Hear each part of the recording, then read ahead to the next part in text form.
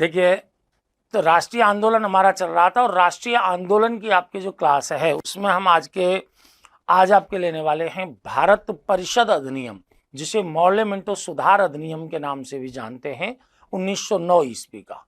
ठीक है,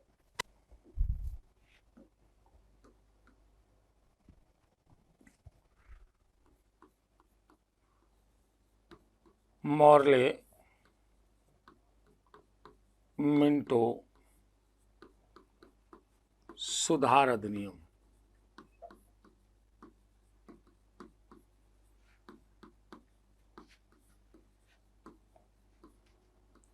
ये 1909 का है।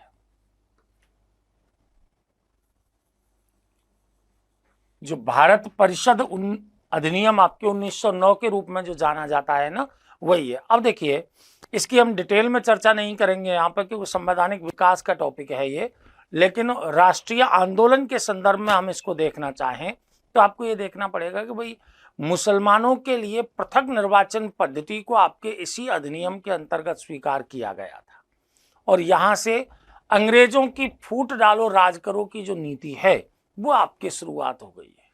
ठीक है ना, इसमें मुसलमानों के लिए पृथक निर्वाचन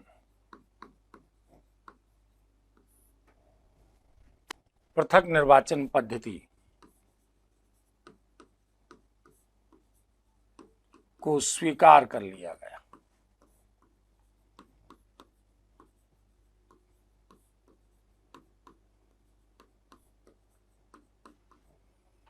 यहीं से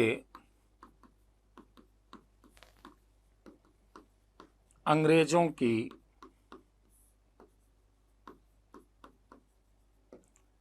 फूट डालो राज करो, डिवाइड एंड रूल, राज करो, डिवाइड एंड रूल की जो पॉलिसी है उसकी शुरुआत हो गई है। ठीक है ना, तो देखिए, फूट डालो राज करो की नीति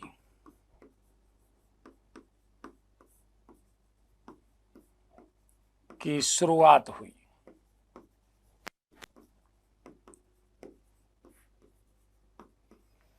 फूट डालो राज करो की नीति की शुरुआत हो जाती है आपके कहां से, 1909 ईस्वी के जो भारत परिषद अधिनियम आया या फिर मॉर्ले मिंटो सुधार अधिनियम आया वहां से।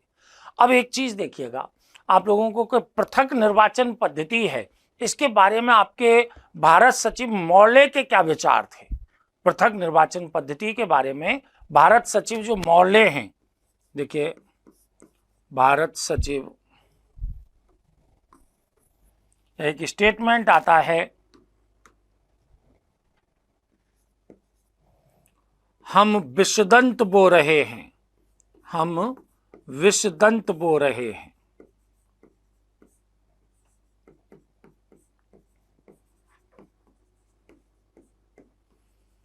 इनकी फसल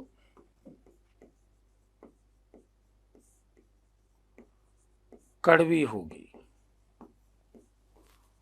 इनकी फसल कड़वी होगी। भारत सचिव मॉर्ले।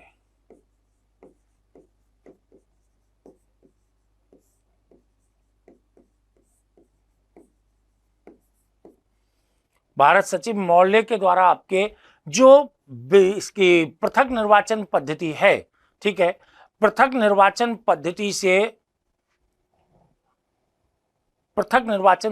से आपके पद्धति के बारे में यह कहा गया था कि हम आपके विषदंत बो रहे हैं, नागदंत बो रहे हैं। ठीक है, इसकी फसल कड़वी होगी। आप देखेंगे जो भी सांप्रदायवाद का जो उदय हुआ है, ठीक है, हिंदू मुस्लिम जो पारस्परिक विरोध का उदय हुआ है वो आपके यहां से बहुत गहरा हो गया है। ठीक है ना, अब बात ये आती है कि भाई कि पृथक निर्वाचन पद्धति में ऐसा क्या था कि बाद में गांधी जी भी आपके इसका विरोध करते हैं। ठीक है, और यहां अंग्रेज भी आपके इसे विषदंत की संज्ञा दे रहे हैं, तो ऐसा इसमें था क्या। अगर उसकी हम बात करें तो आपकी देखिएगा यहां पर एक चीज देखिए, एक तो होता है आपके आरक्षण है और एक आप देख रहे हो पृथक निर्वाचन। पृथक निर्वाचन, दो चीजें देखते हो आप, एक तो आरक्षण देखते हो और एक पृथक निर्वाचन। मान लीजिए ये कोई आपकी जगह है, इसमें आपके क्या किया गया कि भाई कि ये सारी प्रजा है और इसमें से ये वर्ग है, मान लीजिए ये वर्ग आपके एसटी का है, ये वर्ग आपकी किसका है, एसटी का समुदाय है, ठीक है। मान लीजिए एसटी कह लीजिए या फिर कोई भी आपके जो यहाँ पर एससी एसटी ओबीसी एमबीसी जो भी आपके जातियां चल रखी हैं उन सभी में आपके, तो देखिएगा यहां मान लीजिए आरक्षण के तहत इस आपके लोकसभा या विधानसभा सीट को एसटी के लिए आरक्षित कर दिया, के लिए आरक्षित कर दिया। तो इसका मतलब क्या है कि यहां जब चुनाव होगा तो चुनाव में प्रत्याशी आपके कौन सा होगा, प्रत्याशी एसटी का होगा, प्रत्याशी किसका होगा, एसटी का।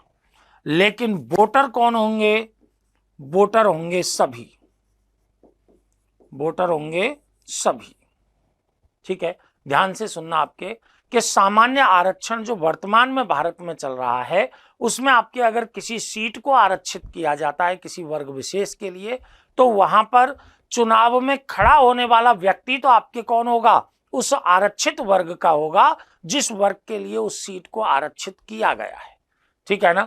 लेकिन वोटर उस क्षेत्र में विधानसभा क्षेत्र में रहने वाले सभी लोग होंगे। लेकिन पृथक निर्वाचन में आपके क्या था कि मान लीजिए ये सीट है और इसमें ये समुदाय आपके मान लीजिए मुस्लिम समुदाय है,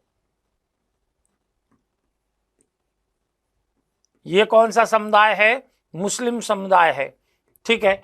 तो यहां पर आपके जब चुनाव होंगे तो ये आपके क्षेत्र पूरा की पूरा दे दिया।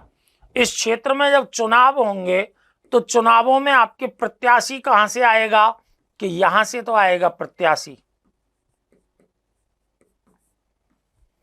ठीक है। और वोटर भी कहां से आएंगे, केवल यहां से।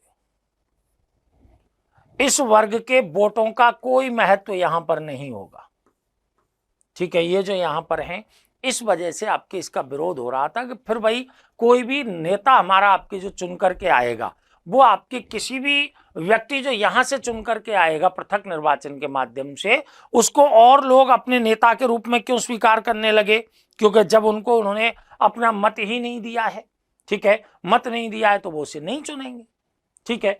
इस वजह से इसका विरोध हो रहा था कि इससे भारत के सैकड़ों टुकड़े हो जाएंगे, सैकड़ों टुकड़े हो जाएंगे। बाद में भी आपके दलितों के लिए जब पृथक निर्वाचन आ रहा था तो गांधी जी ने आमरण अनशन तक कर दिया था इसी चीज को रोकने के लिए। और ये क्यों लेकर के आ रहे थे, क्योंकि इनको तो डिवाइड एंड रूल की पॉलिसी लागू करनी थी कि इनमें तो फूट डालो और इन पर शासन करते रहो, फिर कुछ नहीं होगा, ये आपस में ही लड़ने लगे रहेंगे। ये तो अंग्रेजों का काम था, ठीक है। तो ये स्थिति यहां पर आपके हमको देखने को मिलती है किसमें, पृथक निर्वाचन में। अब अगला घटनाक्रम हम यहां पर देखें तो अगला घटनाक्रम कौन सा है, बंगाल विभाजन हो गया। बंगाल विभाजन के बाद कांग्रेस की सूरत फूट हो गई। हमने आपके क्या कर लिया कि मौलिक मिंटो सुधार अधिनियम कर लिया है, ठीक है। इसके अतिरिक्त हम देखें अगला तो एक आता है दिल्ली दरबार।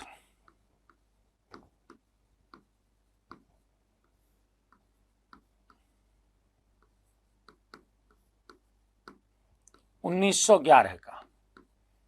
अब ऐसा नहीं है कि ये पहला ही दिल्ली दरबार हो, इससे पहले भी आपके दिल्ली दरबार देखे तो 1877 में हुआ है, ठीक है। 1903 में भी आपके दिल्ली दरबार हुआ है, ये 1911 का दिल्ली दरबार है। अब ये आपके क्यों हुआ कि ब्रिटिश सम्राट थे जॉर्ज पंचम, ठीक है। ब्रिटिश सम्राट जॉर्ज पंचम और महारानी मैरी के स्वागत हेतु आयोजित है, ठीक है। क्यों आयोजित हुआ है ये, तो देखो ब्रिटिश सम्राट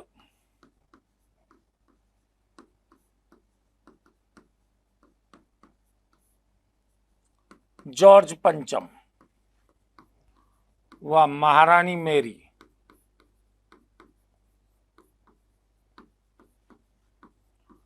के स्वागत हेतु आयोजित,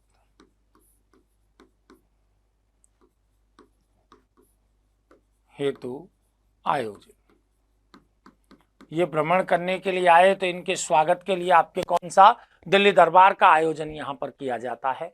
अब इस दरबार में क्या क्या चीजें हुई, ठीक है, तो इस दरबार में देखिएगा, इसमें नंबर 1, बंगाल विभाजन को रद्द कर दिया।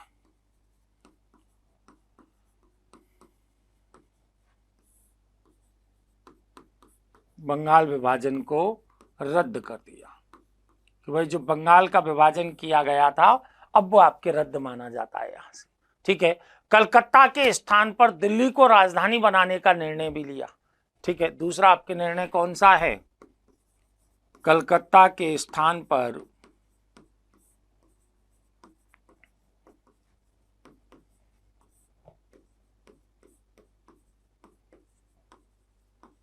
दिल्ली को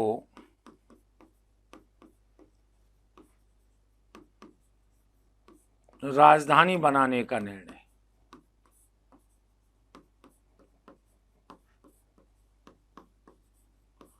कलकत्ता के स्थान पर दिल्ली को राजधानी बनाने का निर्णय लिया है, ठीक है।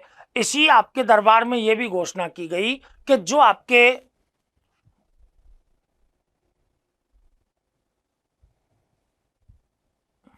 देखिएगा यहां पर एक और क्या किया गया कि जो असम का जो सिलहट क्षेत्र है उस सिलहट क्षेत्र को वापस असम में शामिल करने की घोषणा कर दी गई थी। तो देखिए सिलहट क्षेत्र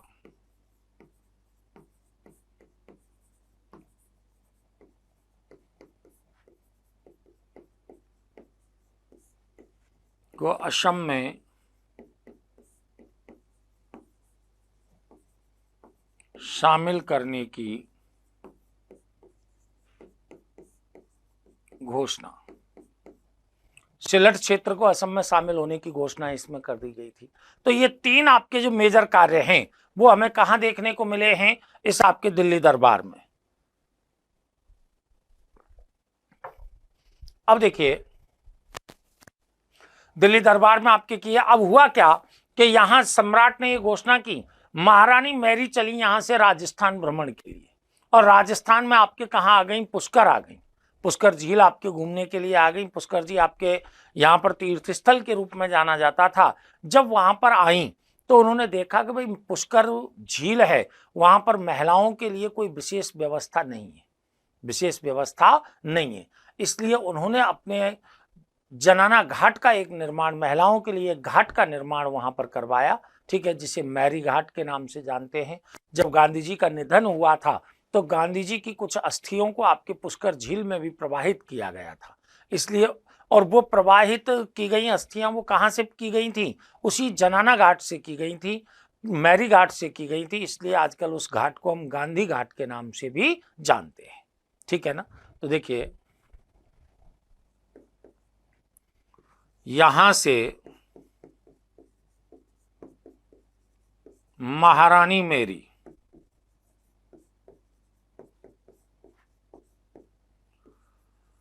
पुष्कर यात्रा पर आई,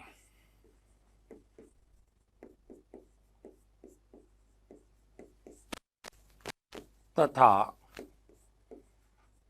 पुष्कर में एक जनाना घाट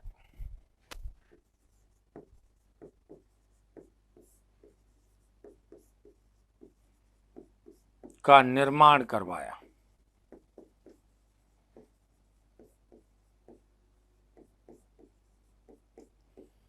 जिसे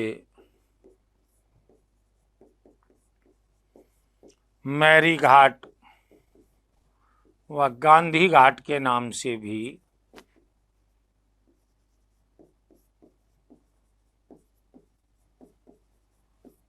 गांधी घाट के नाम से भी जानते हैं, ठीक है। महारानी मैरी जब अपनी पुष्कर यात्रा पर आई तो यहाँ पर उन्होंने देखा कि भाई कि महिलाओं के लिए कोई विशेष व्यवस्था नहीं है, ठीक है, इसलिए उन्होंने एक जनाना घाट का निर्माण करवा दिया जिसे मैरी घाट के नाम से जानते हैं। ठीक है, अब गांधी जी की जब आपके निधन हुआ तो गांधी जी की कुछ अस्थियों को आपके यहाँ पर भी प्रवाहित किया गया था, इस कारण इसे हम गांधी घाट के नाम से भी जानते हैं, क्योंकि उन अस्थियों का विसर्जन आपके इसी जनाना घाट से ही किया गया था, इसलिए इसे गांधी घाट के नाम से भी जाना जाता है। ठीक है, अब आपके एक सबसे महत्वपूर्ण जो आपके इस स्थान पर उग्रवादी चरण में आपके एक टॉपिक कह सकते हैं, वो है आपके एक कामागाटामारू प्रकरण या कामागाटामारू कांड। ठीक है ना, कामागाटामारू कांड देखिएगा।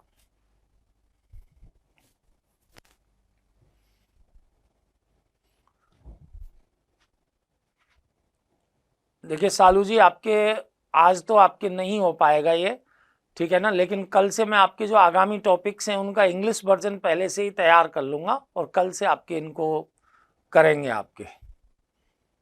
ठीक है, मैं आज तो ध्यान नहीं दे पाया था बिल्कुल, लेकिन कल से आपके करेंगे, तो हेडिंग क्या आपके थोड़ा बहुत बीच में भी आपके बताएंगे। ठीक है, अभी तो ध्यान नहीं दे पाए तो अब तो संभव नहीं है अचानक से। देखिएगा, हम कह रहे कामागाटामारू प्रकरण।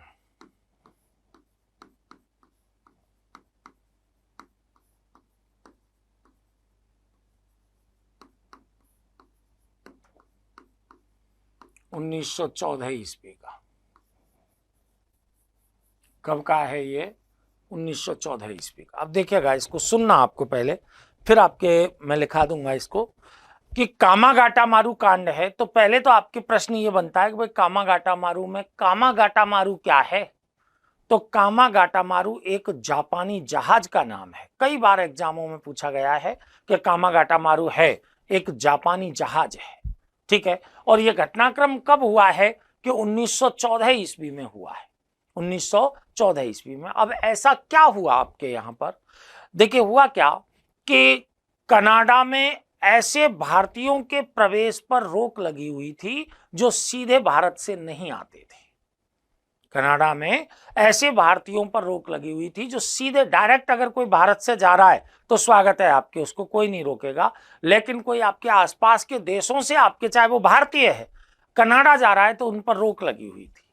ठीक है, लेकिन नवंबर 1913 में कनाडा के सुप्रीम कोर्ट ने 35 ऐसे भारतीयों को प्रवेश की अनुमति दे दी जो सीधे सीधे भारत से नहीं आए थे। ठीक है ना, उन्होंने क्या किया? ठीक है, उन्होंने क्या किया कि कोई लूपहोल ढूंढ लिया आपके उसमें कानून में, कनाडा के कानून में, और उसका सहारा लेकर के वो आपके अंदर प्रवेश कर गए। ठीक है, अब इस घटना से जब 35 भारतीय वहां प्रवेश कर गए तो इस घटना से प्रोत्साहित होकर दक्षिण पूर्व एशिया में गुरदीत सिंह नाम के व्यापारी थे, भारतीय मूल के व्यापारी थे। उन्होंने क्या किया, लगभग 376 भारतीयों को एकत्रित किया, 376 भारतीयों को आपके एकत्रित करके कामागाटामारू नामक जहाज को किराए पर लिया और इसमें बैठ करके कनाडा के वैंकूवर बंदरगाह की ओर चल दिए। कहां की ओर चल दिए हैं? कनाडा के वैंकूवर बंदरगाह की ओर चल दिए। लेकिन इस अवधि तक कनाडा सरकार ने उन कमियों को, उन लूपहोल्स को आपके दूर कर लिया जिनके कारण 35 भारतीयों ने प्रवेश पाया था। तो जैसे ये जहाज वहां पहुंचा तो इनको आपके जहाज से ही नीचे नहीं उतरने दिया कि भाई आप तो सीधे भारत से आए ही नहीं हो। जब नहीं उतरने दिया तो आपके इन जहाजियों के अधिकारों की रक्षा के लिए रहीम हुसैन, सोहनलाल पाठक, बलवंत सिंह जैसे नेताओं के द्वारा एक शोर कमेटी का गठन किया गया। ठीक है, और अमेरिका में रह रहे भारतीयों ने भी इनके हितों की सुरक्षा के लिए आंदोलन भी किया, लेकिन कोई फर्क नहीं पड़ा, क्योंकि इस समय आपके फर्स्ट वर्ल्ड वार की शुरुआत हो जाती है। फर्स्ट वर्ल्ड वार की शुरुआत हो गई। अंग्रेज सरकार ने इस जहाज को आदेश दिया कि वो कलकत्ता के बजबज बंदरगाह पर पहुंचे। कहां पर पहुंचे? कलकत्ता के बजबज बंदरगाह पर पहुंचे। और जब वहां पर, अब इनको काफी दिन से जहाज ही जहाज में थे लोग, ठीक है, तो परेशान हो चुके थे। जैसे ही वो बजबज बंदरगाह पर लौटे तो उनकी पुलिस के साथ मुठभेड़ हो गई।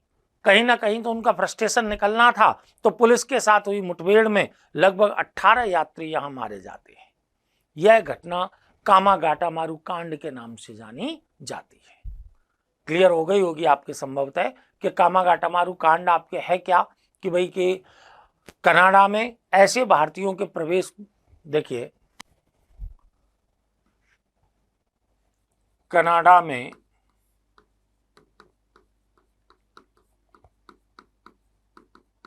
ऐसे भारतीयों के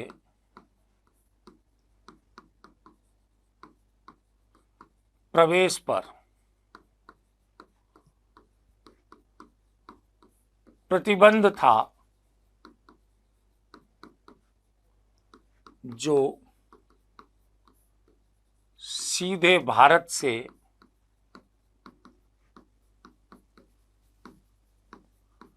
नहीं आते थे।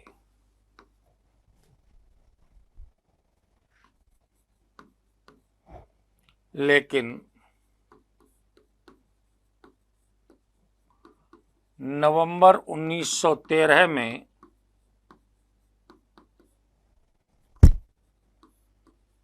कनाडा के सुप्रीम कोर्ट ने 35 भारतीयों को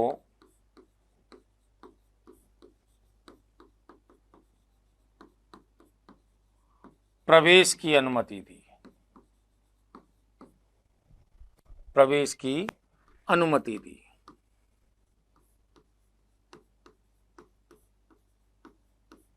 जो सीधे भारत से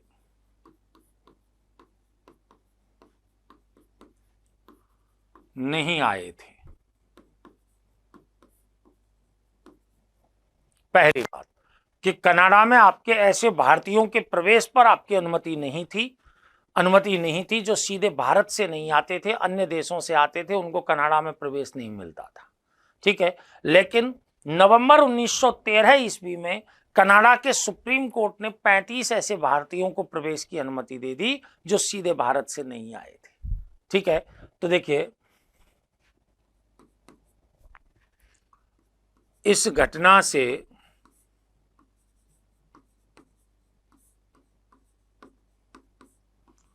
प्रोत्साहित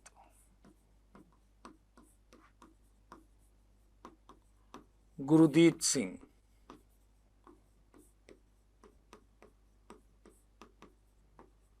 ने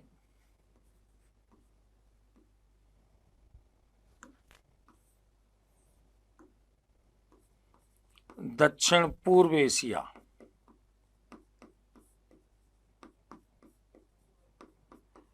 में भारतीय मूल का व्यापारी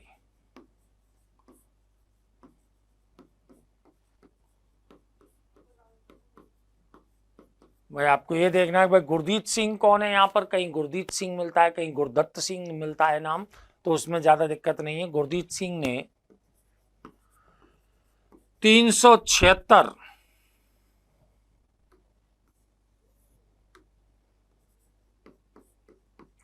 यात्रियों को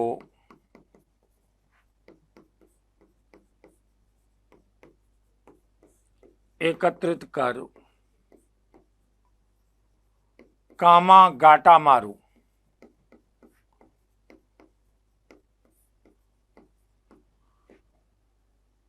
ये क्या है, जापानी जहाज है,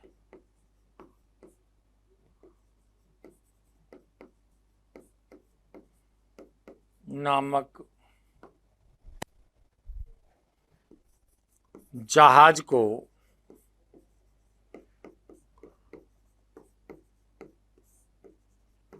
किराए पर लेकर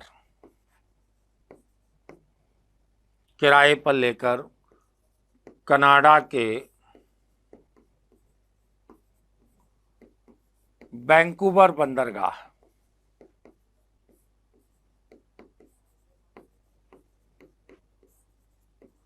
की ओर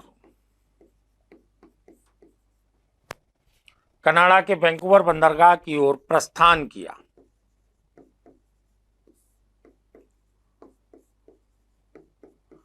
लेकिन इस समय तक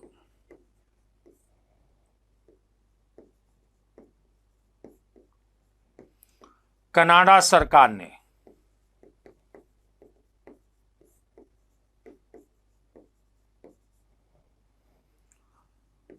कानून की कमियों को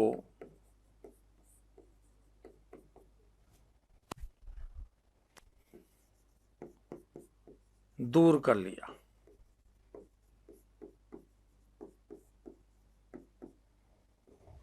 इस कारण इन जहाजियों को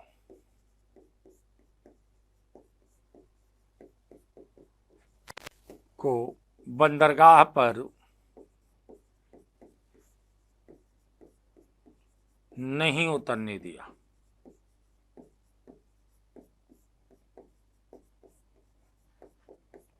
समझ रहे हैं ना आपके, कि जिन 35 भारतीयों ने कानून की जिन आपकी कमियों को, ठीक है, ये सिस्टम आपके केवल भारतीयों के लिए है, ठीक है ना, ये सिस्टम केवल भारतीयों के लिए था, क्योंकि भारतीयों का प्रवाह आपके इस समय ज्यादा था वहां पर कनाडा की ओर, ठीक है। तो और देशों से आपके सब जो भारतीय थे वो सब आपके वहां की ओर जा रहे थे, तो उन सबको रोक दिया था, ठीक है। अब यहां देखिएगा कि जिन कमियों का बहाना लेकर के उन 35 भारतीयों ने प्रवेश किया था, उन कमियों को, उन लूपहोल्स को आपकी कनाडा सरकार ने दूर कर लिया। दूर करते ही आपके क्या कर दिया इनका, कि भाई दूर करते ही इन जहाजियों को, जो 376 लोग आपके वहां पर पहुंचे थे, इनको आपके नहीं उतरने दिया गया। जब इनको नहीं उतरने दिया गया, अब जहाज में आपके करें क्या, ठीक है। तो इनके अधिकारों की रक्षा के लिए शोर कमेटी का गठन किया गया, ठीक है। और इस शोर कमेटी का गठन किसने किया है, कि रहीम हुसैन, सोहनलाल पाठक, बलवंत सिंह के द्वारा। देखिए, इनके अधिकारों की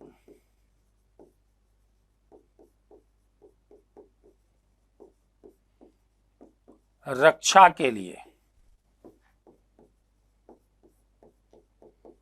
रहीम हुसैन,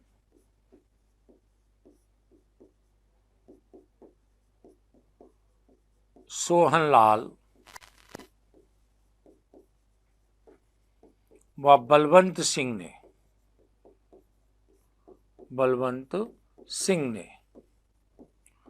शोर कमेटी का गठन किया। शोर कमेटी यानी तटीय समिति, शोर कमेटी का गठन किया।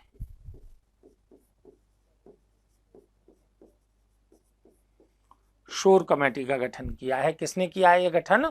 बलवंत सिंह के द्वारा आपके गठन किया गया है, सोहनलाल पाठक के द्वारा गठन किया गया है, ठीक है। और साथ में आपके किसने, रहीम हुसैन के द्वारा इसका गठन किया गया था।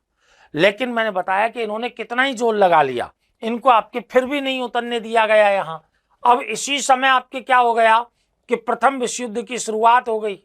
इसी समय प्रथम विश्व युद्ध की आपकी शुरुआत हो गई। जब प्रथम विश्व युद्ध की शुरुआत हुई तो ब्रिटिश गवर्नमेंट ने इस जहाज को आदेश दिया कि भाई कलकत्ता के बजबज बंदरगाह पर पहुंचो। कहां पर पहुंचो? कलकत्ता के बजबज बंदरगाह पर। जब वहां ये जहाज पहुंचा तो आपकी पुलिस के साथ इनकी मुठभेड़ हो गई, ठीक है ना। पुलिस के साथ इनकी मुठभेड़ हो गई और 18 यात्री मारे जाते हैं, और यही घटना कामागाटा मारू कांड के नाम से जानी जाती है, ठीक है ना। तो देखिए,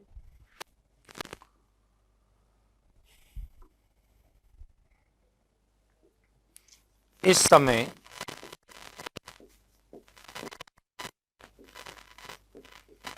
वर्ल्ड वार फर्स्ट शुरू होने के कारण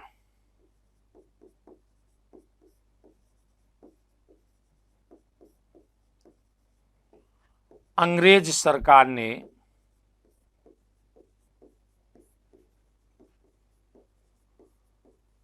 इस जहाज को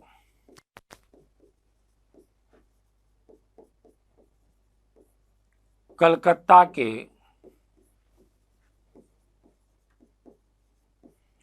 बजबज बंदरगाह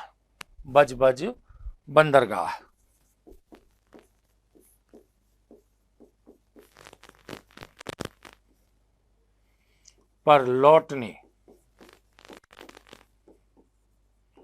का आदेश दिया।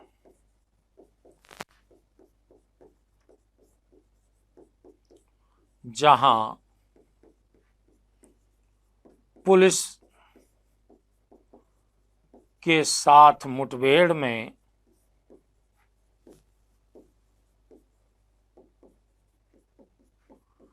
18 यात्री मारे गए।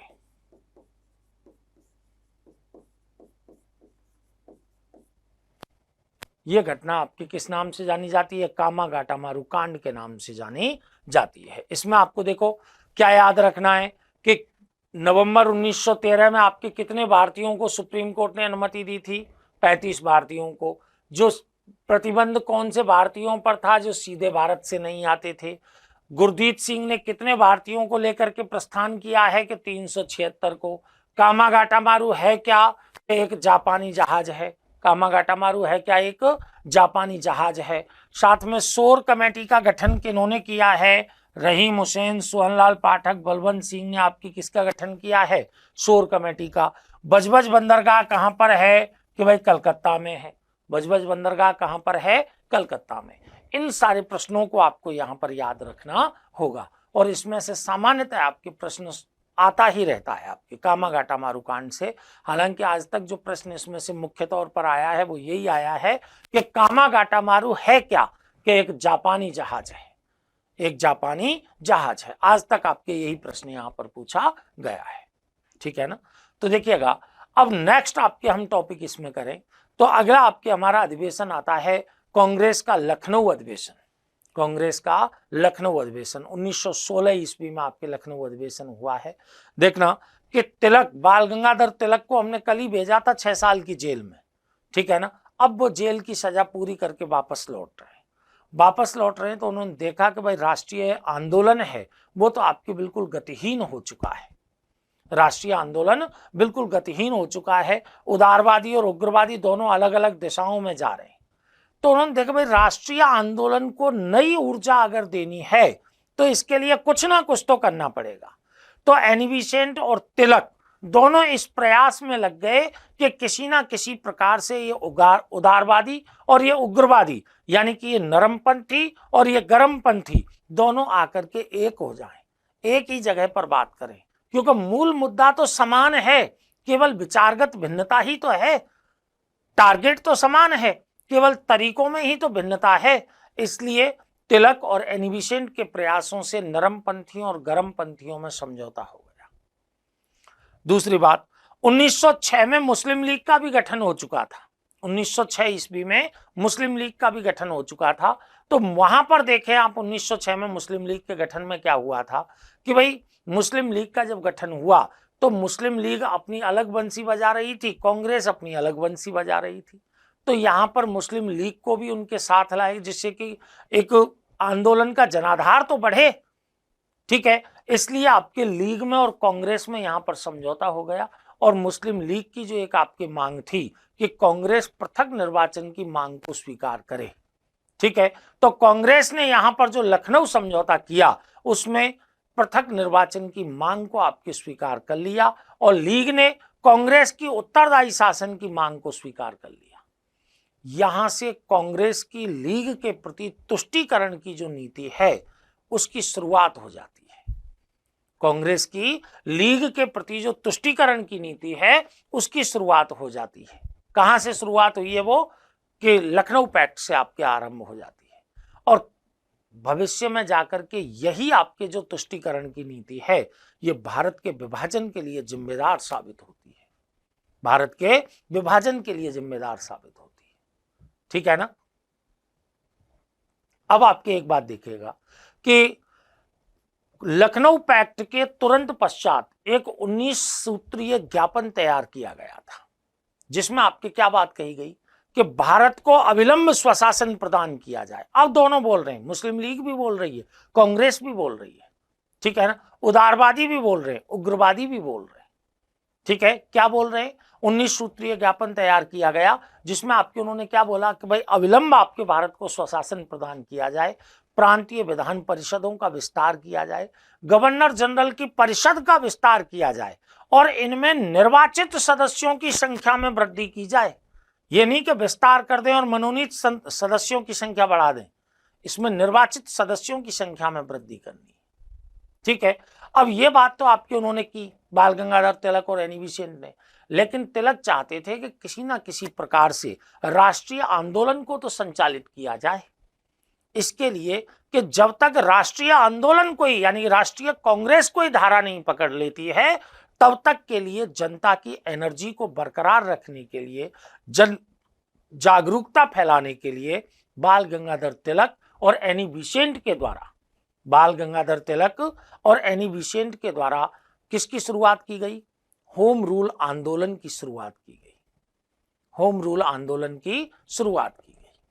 ठीक है, यहां पर बात आ जाएगी। अब नेक्स्ट देखिएगा,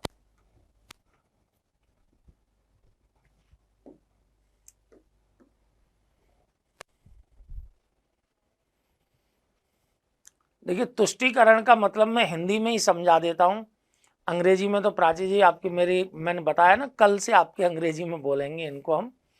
ठीक है, तुष्टीकरण का मतलब है कि अगर सामने वाला कोई एक डिमांड रखता है, ठीक है, तो उसको अपनी जो मूल पॉलिसी है उसको दरकिनार करते हुए उसकी डिमांड को स्वीकार कर लेना, जायज या ना जायज, वो तुष्टीकरण है। ठीक है ना, तुष्टीकरण की नीति है। अपनी आपके जो मूल शैलीगत, जो आपके मूल शैलियां हैं, ठीक है ना, उस शैली को प्रभावित कर लेना। ठीक है, अब यहां पर देखिए आप, कांग्रेस का लखनऊ अधिवेशन,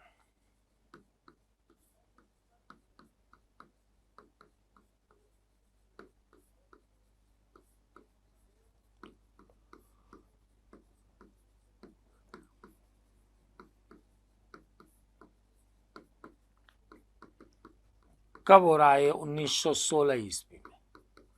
कब हो रहा है? 1916 ईस्वी में। अब यहां देखिएगा, इस अधिवेशन की अध्यक्षता कौन कर रहे हैं? अध्यक्षता कर रहे हैं अंबिका चरण मजूमदार। अंबिका चरण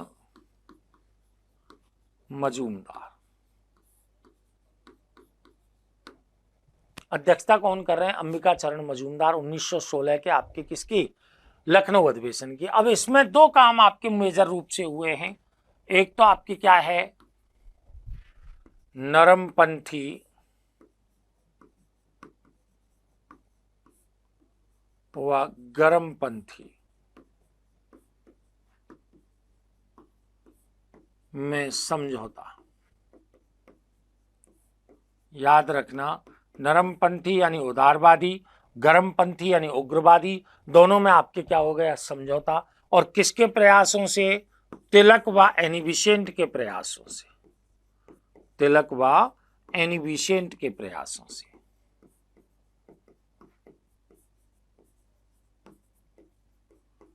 तिलक व एनी बेसेंट के प्रयासों से क्या हो गया? नरमपंथी और गरमपंथियों में समझौता हो गया। दूसरा आपके कांग्रेस व मुस्लिम लीग,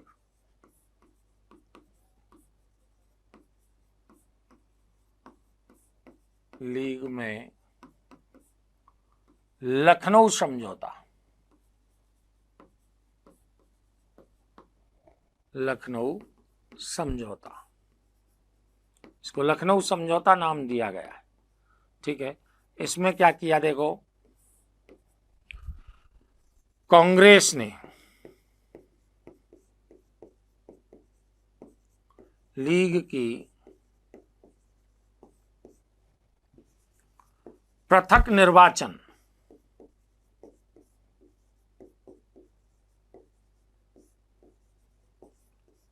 की मांग को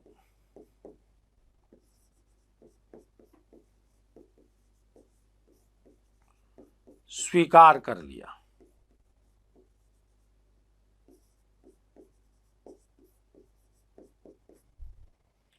चलो आज के लिए एक क्वेश्चन और मैं आपको पूछ रहा हूं। ठीक है, एनी बेसेंट आयरिश महिला है। अभी हम बात करेंगे एनी बेसेंट की, जो होम रूल आंदोलन की प्रणेता हैं आपके भारत में, आयरिश महिला हैं। ठीक है, कांग्रेस की अध्यक्षा के रूप में भी आपके इन्होंने काम किया है एनी बेसेंट ने।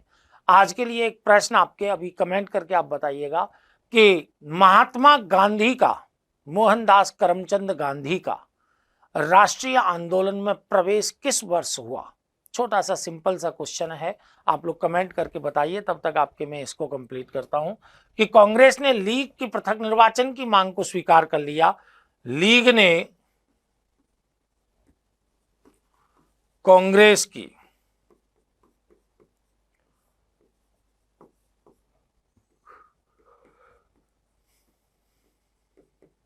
उत्तरदायी शासन की मांग को स्वीकार किया।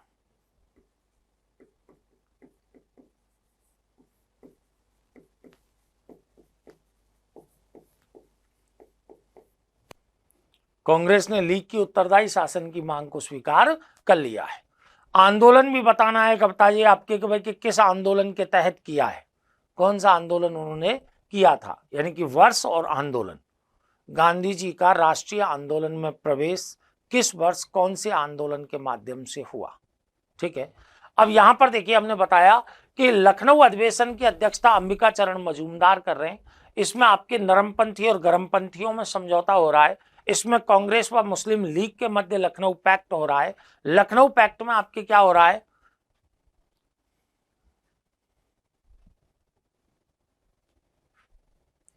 रामजतन जी 1819 में तो पैदा ही नहीं हुए थे गांधी जी।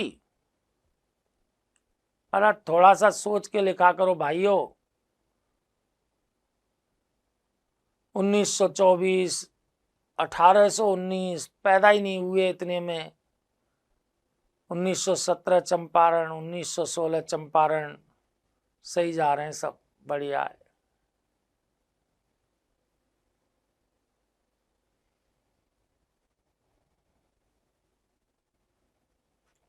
किसी का भी आंसर सही नहीं है अभी तक।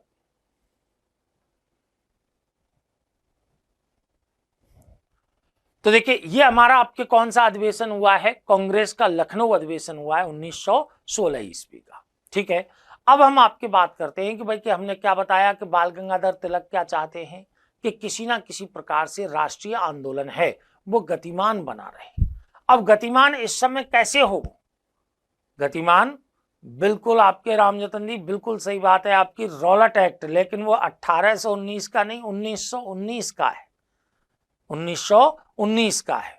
गलती से आपसे टाइप हो गया है, मान गया मैं इस चीज को, बिल्कुल 1919 में। देखिए आपको ये देखना पड़ेगा कि प्रश्न की डिमांड क्या है, प्रश्न आपसे क्या पूछना चाह रहा है। हम पूछ रहे हैं कि गांधी जी राष्ट्रीय आंदोलन में कब प्रवेश कर रहे हैं, आप चंपारण बता रहे हो। चंपारण तो एक क्षेत्रीय आंदोलन है, चंपारण तो कैसा है, एक क्षेत्रीय आंदोलन है। ठीक है ना, क्षेत्रीय किसान आंदोलन के रूप में है, इसलिए राष्ट्रीय आंदोलन में प्रवेश 1919 में रॉलेट सत्याग्रह के माध्यम से होता है। ठीक है ना, इसीलिए हमने गांधी युग की शुरुआत कब से मानी है, 1919 से मानी है। कहां से मानी है, 1919 से राष्ट्रीय आंदोलन की शुरुआत मानी है। ठीक है ना, बिल्कुल रॉलेट एक्ट से। अब आपके देखिए यहां हमने क्या बताया, यहां बात 1916 के एक आपके नोट डाल देते हैं हम जिससे भविष्य में काम आएगा।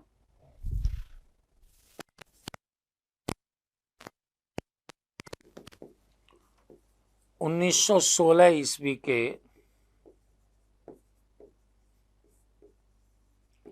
लखनऊ पैक्ट से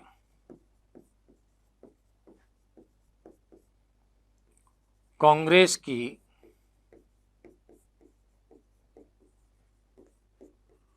लीग के प्रति तुष्टीकरण की नीति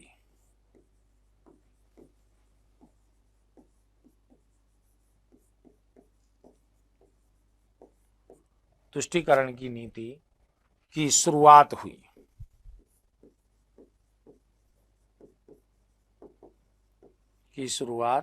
हुई, जिसकी परिणति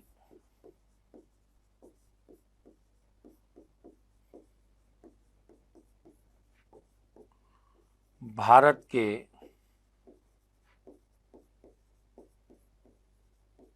विभाजन के रूप में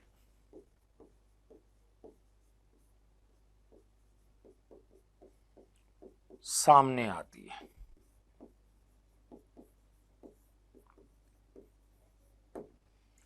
भारत के विभाजन के रूप में सामने आती है। किसकी? इस आपके लखनऊ पैक्ट के तहत जो कांग्रेस की तुष्टीकरण की नीति थी उसकी। ठीक है ना, ये चीज हमको आपको देखनी है। अब यहां देखिएगा, आपको ये देखना पड़ेगा कि भाई इसके बाद मैंने बताया कि भाई कि तिलक क्या चाहते हैं। तिलक ये चाहते हैं कि राष्ट्रीय आंदोलन किस प्रकार से गतिशील हो सके, क्योंकि सूरत विभाजन के पश्चात जो मंद हुआ राष्ट्रीय आंदोलन है उसको किस प्रकार से ऊर्जा प्रदान की जाए, ये उद्देश्य था बाल गंगाधर तिलक का। ठीक है ना, और इसी उद्देश्य की पूर्ति के लिए भारत में होम रूल लीग आंदोलन की शुरुआत की गई, जो कि आयरलैंड की होम रूल लीग की तर्ज पर आपके आरंभ हुआ था।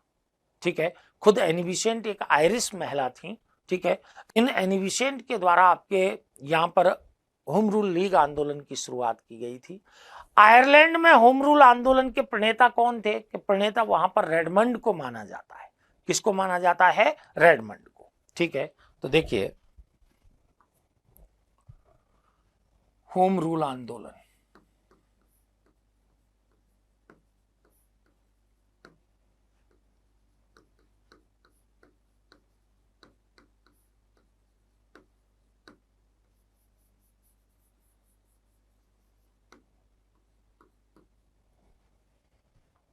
देखो आयरलैंड की होम रूल आंदोलन की तर्ज पर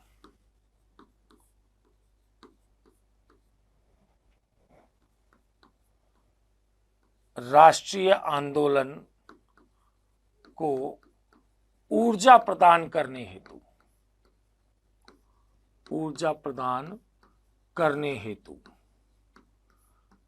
भाई आपसे कोई पूछे कि भाई होम रूल आंदोलन काहे को शुरू किया, डायरेक्ट ही कोई आपके राष्ट्रीय आंदोलन ही क्यों नहीं कर दिया?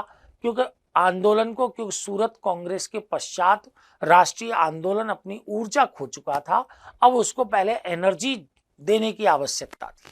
ठीक है ना, उस एनर्जी के लिए आपके इनको क्या दिया गया है? होम रूल आंदोलन किया गया। अब होम रूल आंदोलन किसकी तर्ज पर हुआ? कि आयरलैंड का जो होम रूल आंदोलन है उसकी तर्ज पर। यहां पर इसके प्रणेता कौन थे? आयरलैंड में प्रणेता कौन थे? आयरलैंड में इसके प्रणेता थे रेडमंड। लेकिन आपको यहां याद रखना पड़ेगा कि भारत में आपके जो होम रूल आंदोलन है वो आपके 2 होम रूल लीग का गठन किया गया है। भारत में 2 होम रूल लीग का गठन किया गया था। कैसे? आपके एक तो तिलक की होम रूल लीग थी, एक एनी बेसेंट की होम रूल लीग थी। यहां पर आपके देखिए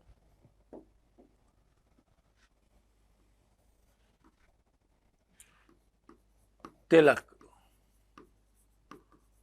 की होम रूल लीग,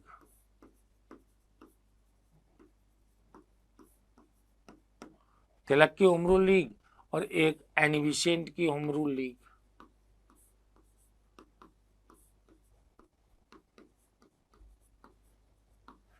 की होम रूल लीग।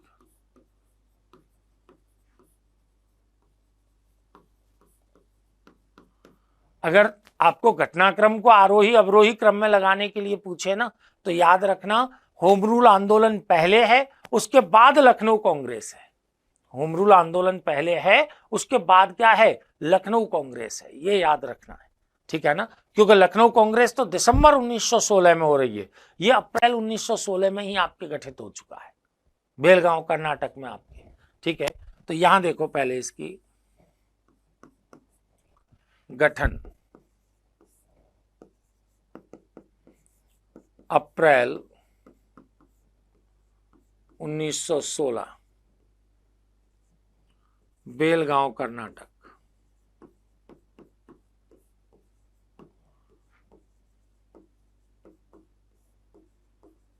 लेकिन याद रखना कि इसमें जोसेफ बैप्टिस्टा का नाम आता है। किसका नाम आया? Joseph Baptista. जोसेफ बैप्टिस्टा के द्वारा 1915 में ही आपके तिलक को होम रूल लीग के गठन का सुझाव दे दिया था। तिलक को होम रूल लीग के गठन का सुझाव दे दिया था। सालू जी ये लास्ट मूवमेंट है आज का, होम रूल आंदोलन ही चलेगा आज बस, ठीक है ना। तो देखिएगा, तो यहां पर हम बता रहे हैं कि अप्रैल 1916 में बेलगांव कर्नाटक में होम रूल लीग का गठन कर दिया गया। इसके प्रथम जो प्रेसिडेंट बने हैं वो जोसेफ बैप्टिस्टा को बनाया गया, सचिव आपके एनसी केलकर को बनाया गया, सचिव आपके एनसी केलकर को। तो देखिए प्रथम प्रेसिडेंट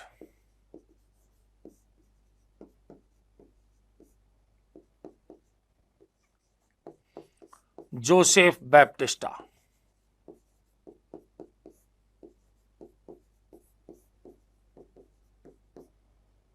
जोसेफ बैप्टिस्टा सचिव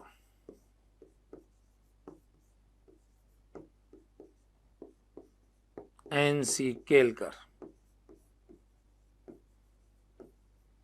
सचिव आपके केलकर। क्षेत्र कौन सा था इसमें कि भाई कौन कौन से क्षेत्र आपके कवर करती थी तिलक की होम रूल लीग? तो इसमें क्षेत्र थे आपके कर्नाटक, मध्य प्रांत, महाराष्ट्र। कर्नाटक, मध्य प्रांत, महाराष्ट्र। लेकिन याद रखना बंबई को छोड़कर, बंबई नहीं थी इसमें, बंबई को छोड़कर। बंबई आपके एनी बेसेंट की होम रूल लीग के क्षेत्राधिकार में थी, ठीक है। और बरार,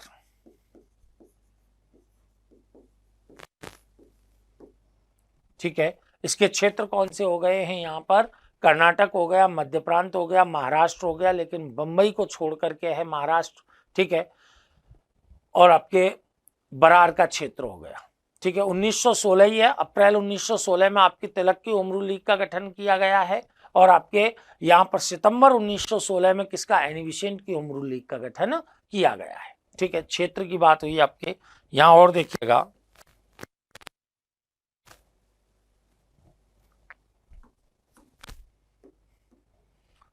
अब एनी बेसेंट की आपके होम रूल लीग की बात करें तो इसका गठन अगर देखा जाए तो ये हुआ सितंबर 1916 ईस्वी। सितंबर 1916 ईस्वी में आपकी किसकी? एनी बेसेंट की आपके होम रूल लीग का गठन किया गया। और वो भी कहां किया गया है? आड्यार मद्रास में, आड्यार मद्रास में, आड्यार मद्रास में आपके एनी बेसेंट की होम रूल लीग का गठन किया गया था। और जॉर्ज अरुंडेल यानी कि प्रेसिडेंट तो खुद आपके एनी बेसेंट है, ठीक है, लेकिन इनका सचिव आपके किसको बनाया गया है? जॉर्ज अरुंडेल को, जॉर्ज अरुंडेल इसके सचिव बने हैं, ठीक है। अब इस एनी बेसेंट के द्वारा स्थापित जो होम रूल लीग थी इसमें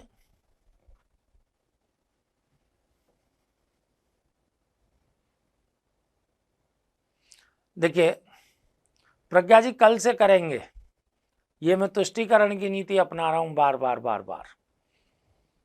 आज हम देखेंगे थोड़ा सा और कल से करेंगे। देखिएगा, जॉर्ज अरुंडेल को इसका सचिव बनाया गया था। सितंबर 1916 में आड्यार मद्रास में इसकी स्थापना कर दी गई थी। मैंने बताया इस होम रूल लीग के सदस्यों में देखें ना, मोतीलाल नेहरू हैं, जवाहरलाल नेहरू हैं, तेज बहादुर सप्रू हैं, मोहम्मद अली जिन्ना हैं, CR दास हैं, ये सब आपके इसमें शामिल थे, ठीक है ना। तो देखिए इसमें CR दास, मोतीलाल नेहरू,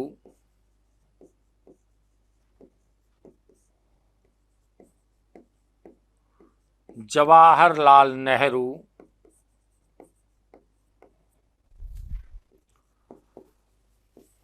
तेज बहादुर सप्रू,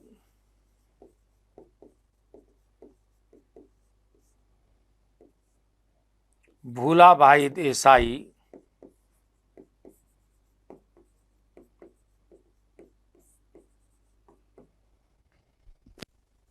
मोहम्मद अली जिन्ना,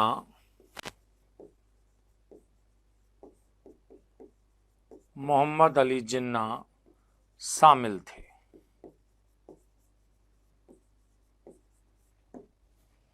ये बात की हमने आपकी किसमें, जो होम रूल लीग आंदोलन आपके चल रहा था, किनका, आपके ये एनी बेसेंट का और आपके बाल गंगाधर तिलक का। अब आपके देखिएगा यहां पर आपके इसका क्षेत्र देखें तो तिलक की होम रूल लीग के क्षेत्र को छोड़ करके शेष भारत, ठीक है ना, क्षेत्र अगर देखा जाए तो तिलक के क्षेत्र को छोड़कर शेष भारत, तिलक के क्षेत्र को छोड़कर के शेष भारत आपके किसमें था, यहां एनी बेसेंट की होम रूल लीग में आपके शामिल था। याद रखना कि यहां होम रूल लीग जो आपके एनी बेसेंट की होम रूल लीग है, इसमें गोपाल कृष्ण गोखले की जो servant India society, servant of India society, Bharat सेवक समाज के सदस्यों को भाग लेने की अनुमति नहीं थी, ठीक है ना। ये हमको आपके यहां पर विशेष तौर पर याद रखना है, ठीक है। तो देखिए यही नोट डाल देते हैं एक,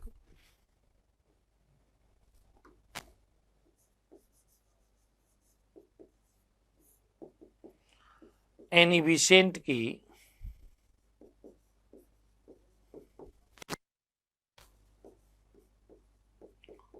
होम रूल लीग में गोखले द्वारा स्थापित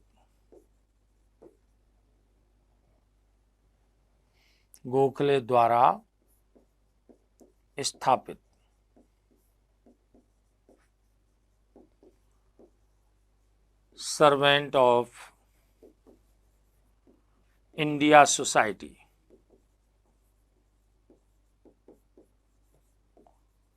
के सदस्यों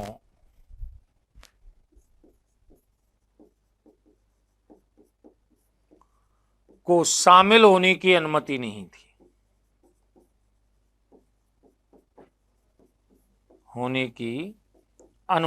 या विचारधारा के स्तर पर आपके मतभेद थे, इस कारण आपके इनको इस होम रूल लीग में शामिल होने की अनुमति प्रदान नहीं की गई थी, ठीक है।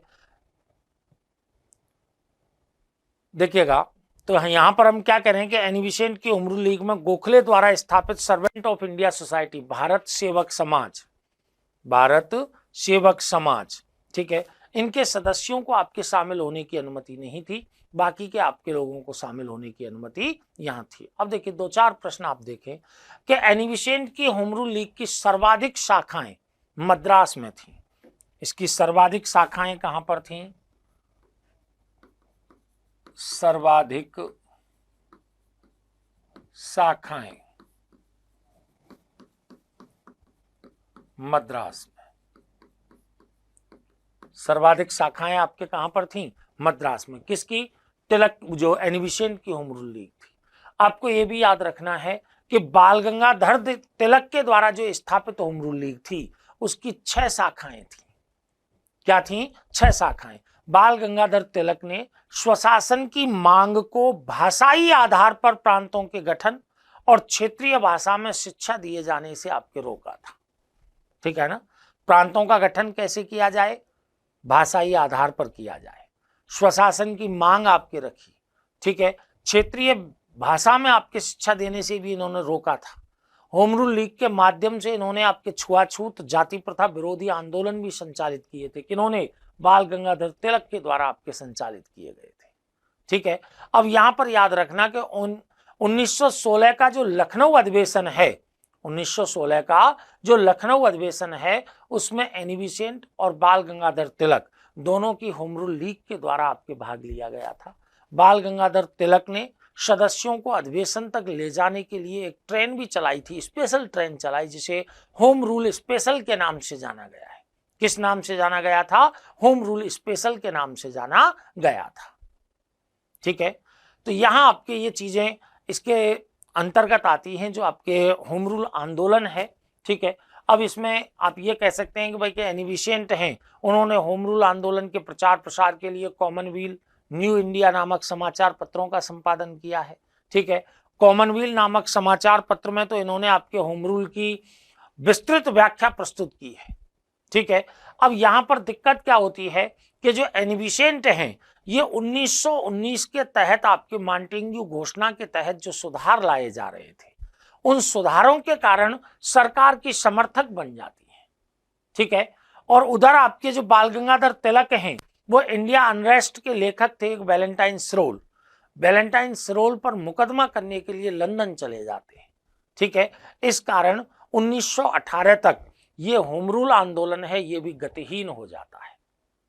ठीक है ना, 1918 ईस्वी तक गतिहीन हो जाता है और 1919 में गांधी जी आपके कूद पड़ते हैं अपने राष्ट्रीय आंदोलन में।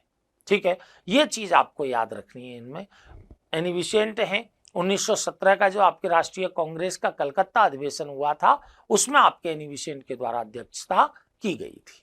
ठीक है, अब एक चीज मैं आपको यहां पर बता दूं कि जैसे अब हमारा आपके एक तीसरा चरण आरंभ होने वाला है गांधीयन मूवमेंट का।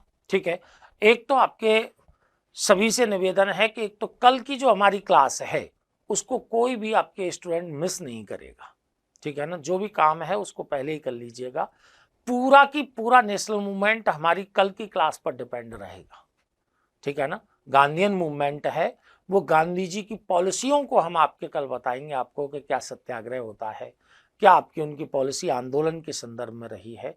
ठीक है, उनके बारे में हम चर्चा करेंगे आपसे। तो हम कल आपके गांधीयन मूवमेंट की या गांधीयन एरा की आपकी शुरुआत करेंगे, अर्थात 1919 से 1947 तक का जो मूवमेंट है उसकी आपकी शुरुआत करेंगे। धन्यवाद।